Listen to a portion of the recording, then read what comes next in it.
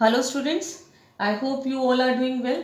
आज हम हमारे नेक्स्ट टॉपिक की बात करेंगे from chapter 2 atomic structure of class +1 chemistry. तो हमारा जो नेक्स्ट टॉपिक है that is electromagnetic wave theory. Electromagnetic wave theory was put forward by James Maxwell. इसमें जो है आपको बताया गया कि जो वेव नेचर है इलेक्ट्रोमैग्नेटिक रेडिएशंस को उसको बहुत बेटर तरीके से एक्सप्लेन किया गया। आपको पहले समझना है कि इलेक्ट्रोमैग्नेटिक रेडिएशंस के पास ड्यूअल बिहेवियर होता है। They have the wave nature as well as the particle nature. Means इनके पास वेव नेचर भी है और पार्टिकल नेचर भी है। तो यहाँ पे पहले हम एक्सप्लेन करेंगे wave nature of electromagnetic radiation.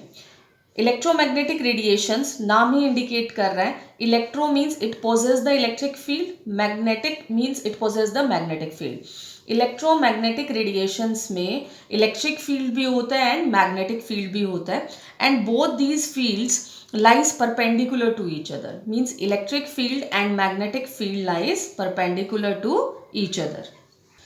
And electromagnetic radiations do not require any medium for their propagation. इनको किसी भी मीडियम की ज़रूरत नहीं होती अपने प्रोपोगेशन के लिए। प्रोपोगेशन का मतलब होता है मूवमेंट के लिए। Electromagnetic radiations always travel with the velocity of light, मतलब जो वेलोसिटी ऑफ लाइट है वो ही इलेक्ट्रोमैग्नेटिक रेडिएशंस की वेलोसिटी है। And the velocity of light is 3 × 10⁸ metre per second inverse. Inverse बोलते हैं -1 को, तो मीटर सेकेंड एंड -1 पार में है तो हम बोलते हैं इनवर्स 1 और you can say inverse. Okay, तो अगर आपको ये लिखना आ जाए कि इलेक्ट्रोमैग्नेटिक वेव थ्योरी को आपको इंट्रोडक्शन लिखना है, थ्योरेटिकल पोर्शन में आप इसके पॉइंट्स को कैसे एक्सप्लेन करेंगे या कैसे आप इसको जो है रिप्रेजेंट करेंगे, तो पहले आपको लिखना है कि जो इलेक्ट्रोमैग्नेटिक वेव थ्योरी है it was put forward by James Maxwell. And main features अगर मैं बात करूँ इलेक्ट्रोमैग्नेटिक वेव थ्योरी की, तो electromagnetic radiation consist of electric field as well as magnetic field and the electric and magnetic field lies perpendicular to each other. Third point की अगर मैं बात करूं तो electromagnetic waves do not require any medium for their propagation. Fourth point is that they travels with the velocity of light that is 3 × 10⁸ metre second inverse. मैंने अभी आपको बोला कि जो इलेक्ट्रोमैग्नेटिक रेडिएशंस हैं उनके पास ड्यूअल बिहेवियर है। ड्यूअल बिहेवियर का मैंने आपको बताया कि मतलब उनके पास वेव नेचर भी है और पार्टिकल नेचर भी है। तो वेव नेचर को मैंने इस डायग्राम से समझाया है। यहाँ हमने कुछ पॉइंट्स बनाए हैं। First point is the crust.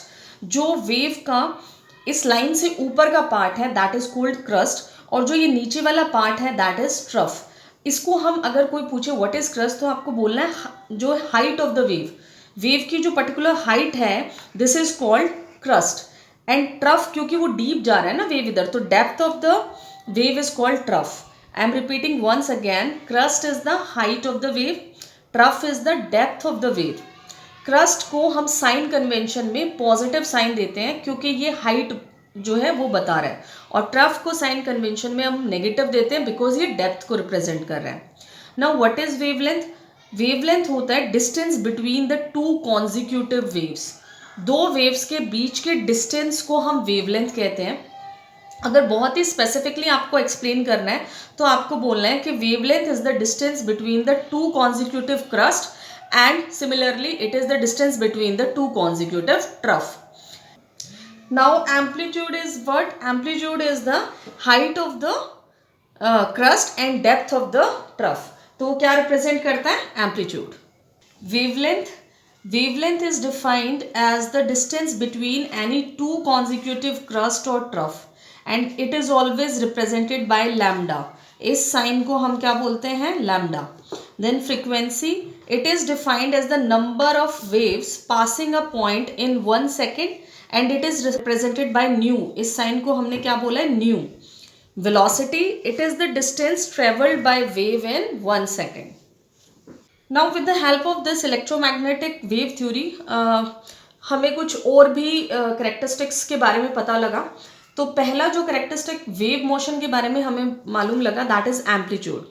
Amplitude को स्मॉल ए से रिप्रेजेंट करते हैं और मैंने अभी बताया कि जो अगर आप वेव का डायग्राम देखो तो जो पॉजिटिव हाफ है वेव का जिसे हम क्रस्ट बोलते हैं उसकी हाइट और जो नेगेटिव हाफ है जिसे हम डेप्थ बोलते हैं ट्रफ की, वो जो है वो रिप्रेजेंट करता है एम्पलीट्यूड। तो amplitude is the height of the crust and depth of the trough and it is represented by small A.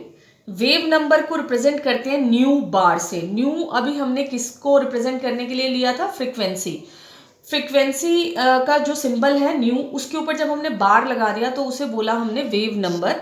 It is the number of waves which are present in 1 centimetre length. Wave number हम उतने number of waves को बोलेंगे जो 1 centimetre length में present है and it is represented by nu bar. तो electromagnetic wave theory की कुछ लिमिटेशंस आई, जैसे कि ब्लैक बॉडी रेडिएशन और फोटो इलेक्ट्रिक इफेक्ट, ये हम नेक्स्ट लेक्चर में कवर करेंगे। और एक्चुअल में ये दोनों की दोनों प्रॉपर्टीज एक्सप्लेन हुई पार्टिकल नेचर ऑफ वेव से। तो यानी कि इलेक्ट्रोमैग्नेटिक रेडिएशन में जो वेव नेचर है उसको समझाने के लिए आपको प्रॉपर वेव बनाना है, वेव के करेक्टरिस्टिक्स को समझाना है कि क्रस्ट क्या है, ट्रफ क्या है, वेवलेंथ क्या है, फ्रीक्वेंसी क्या है, एम्पलीट्यूड क्या है। और पार्टिकल नेचर को एक्सप्लेन करने के लिए आपको लिखना पड़ेगा about the photo electric effect and black body radiation, and we are going to cover this topic on next lecture. अगर अभी तक कुछ भी डाउट है तो ये people can ask in a comment box. Okay.